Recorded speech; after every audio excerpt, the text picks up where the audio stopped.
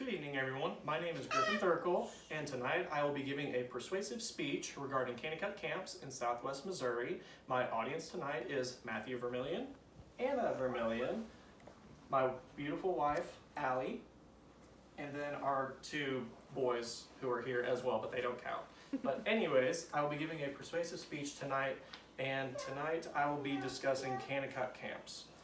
In 2009, an individual turned themselves in to the Taney County Sheriff's Department of Southwest Missouri, unfortunately admitting to some heinous crimes that involved having inappropriate relations and contact with minors that attended the camp that he was a director at, but also some camps that were associated with that camp. This led to an investigation that was only conducted by local law enforcement at the time, and it led to what many believe to be a little bit of a cover-up, but at a minimum an extremely controversial case involving a Christian camp that has been in existence for over 100 years. 900,000 YouTube views have been achieved on a recent interview involving the sister of one of the victims of this situation. It has probably exceeded more even as I'm speaking to you now, and again, that is only on YouTube. This interview has gone viral on several social media platforms, and I believe that that brings this past situation to front and center relevance in today's society, but it also strongly affects our Christian culture today as well. As a former counselor and head counselor at a Christian summer camp, I believe that the situation hits a little close to home for me since I know industry standards for practicing safety with children and minors to avoid situations like this. But this also hits even closer to home as I'm actually from Branson, Missouri, where Kanakuk Camps is located. I have a lot of experience in this area and know firsthand how this area was affected when this case first broke out. This situation, it was egregious. There need to be higher standards for these camps, but most importantly, the situation needs to be brought to the attention of the entire nation and not just this local area as it was when it occurred. Next, I will be previewing my main points for this speech, the first of which is going to be the long-term impact of abuse on victims. Next, I will describe the biblical importance of accountability, which should have been something brought to the attention first and foremost in this situation. And then finally, I will summarize very briefly what actually occurred at the camp. As it is a sensitive topic, I will not get into great detail, but I believe it is important for everyone to understand generally what happened here.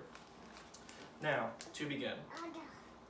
Victims of abuse are known to suffer from depression, substance abuse, reckless sexual behavior, and it can also lead to suicidal victims.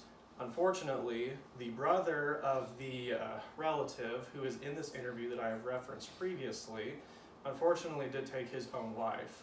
And it was actually quite recently after the owner of this camp in question belittled the situation in front of him to his parents to attempt to prevent any sort of legal action against the camp.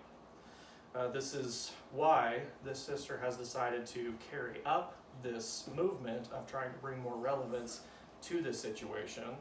And it's a perfect example of how abuse can affect children in the long run, as this individual was around the age of 19 when his suicide occurred, and he was around the age of about 12 when the abuse happened. Now for the biblical importance of accountability. Matthew 19:14 is one of many verses in the Bible that can refer to children specifically whenever we are referencing purity or innocence in the Bible, and that's a theme that comes up quite frequently. I believe personally that children are the closest form of purity that we can have in this world. Even though we are all born into sin, children are constantly referred to as something that are innocent, and Jesus himself asked for the children to be brought to him. And in the Bible, they are referenced frequently as being innocent. So, I believe that within the church, this instance with Kanakuk really should be more of a warning sign than anything, that it doesn't matter if the organization is faith-based or not, the enemy is going to try to seek and destroy. And in this situation, he attempted to corrupt the most pure form of innocence we have on this planet, which are children. And now my final main topic here is just a brief summary of the events.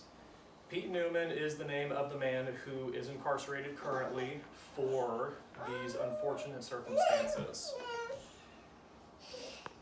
850 member camps of the Christian Camp and Conference Association currently don't seem to have many safety standards posted publicly so that parents can attempt to feel as if their child is going to be safe at their camps.